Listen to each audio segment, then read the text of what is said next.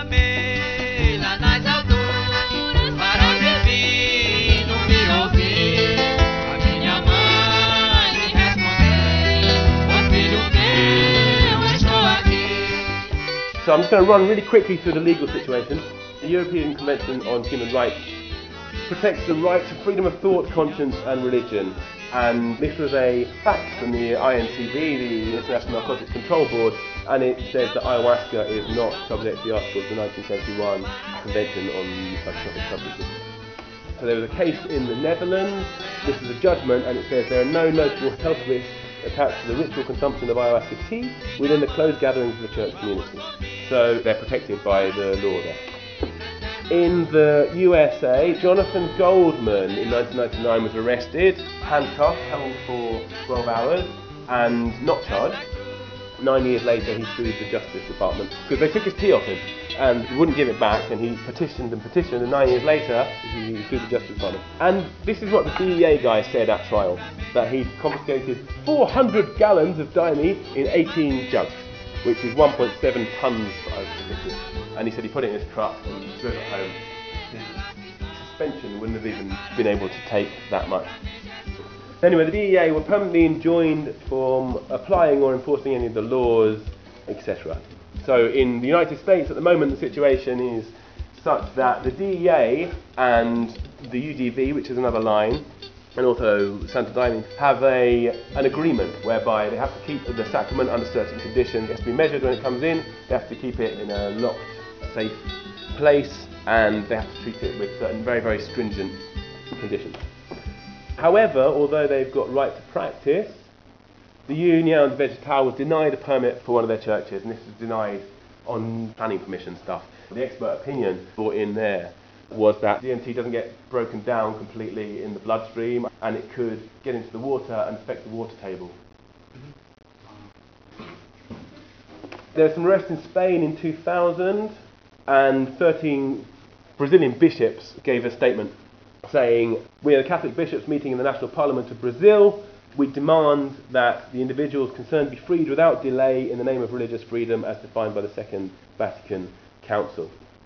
So they were in full support of the Santo Daime religion. In France, basically France made illegal ayahuasca.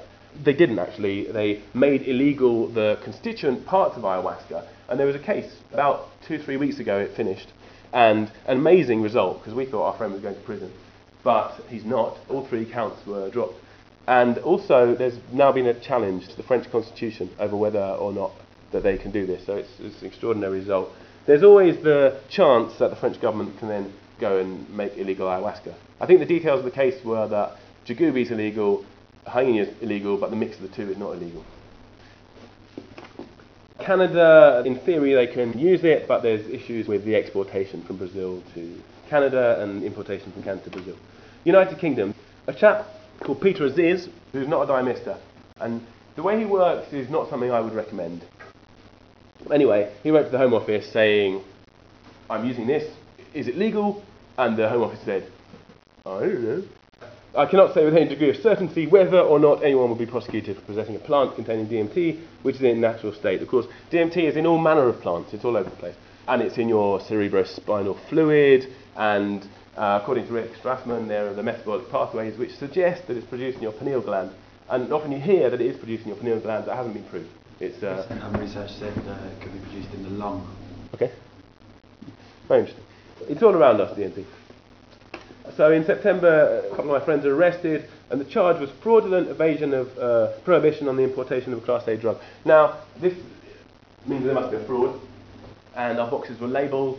They went to customs looked at them, taxed us on them. There was no fraud. They've been on bail for just over 2 years now. There was a massive surveillance operation with various departments, costing the taxpayer probably hundreds of thousands of pounds. The DPP, Director of Public Prosecutions, went away for 6 weeks to actually work out if there was a case here or not. Came back saying, yes, there's a case, prosecute them. So it's going to trial on the 10th. And the prosecution is not submitting any evidence. They have decided that there's no evidence to, because there is no evidence. It's a fraudulent evasion charge and there was no fraud. All our records were in order, nothing has ever gone wrong. it would have been really nice if we could have argued it in court and got a precedent, because at the moment the legal precedent is based on Peter Aziz, and he was given 15 months, though he didn't serve many months of that, for production and supply. This is a statement from Peter Owen Jones, the guy from Around the World in 80 Faiths, who was going to submit that in court, not going to have to anymore. Those who wish to explore the traditions and practices of the Santo Daime Church should be free to do so, and I hold those who I met there in high regard. Right, last week, or 2 weeks ago, I went to the House of Lords. The Druids applied for membership of the Interfaith Network. Thank you very much. There's 9 faiths in England, and the Druids wanted to join. The Anglicans said, if they're in, we're out. And a friend of ours went to a legal firm and said, these people are contravening the Equalities Act, and went and did them, basically. So there was a meeting in the House of Lords, and look at this. Look at all these various symbols of various religions. And that one is ours. So that's really, really good. We've been represented at the House of Lords. Very good news for us. I'm going to finish on this, from the International Journey on Drug Policy. In the editorial, there was an article about how religious practitioners in various countries are suffering prosecution and all kinds of troubles. Such barriers to the freedom of religious practice are both legally and ethically untenable. Moreover, as with oppression of the Native American church, intolerance of the Brazilian Ayahuasca religion is not based on a rational risk-benefit evaluations of consequences, either for individual practitioners or for public safety. Instead, persecution of the Brazilian Ayahuasca religions has been mostly based on misinformed prejudice against the use of psychedelic substances in what are reasonably safe and socially controlled contexts, which constitute authentic cultural traditions and expressions that must be respected as such. Thank you very much.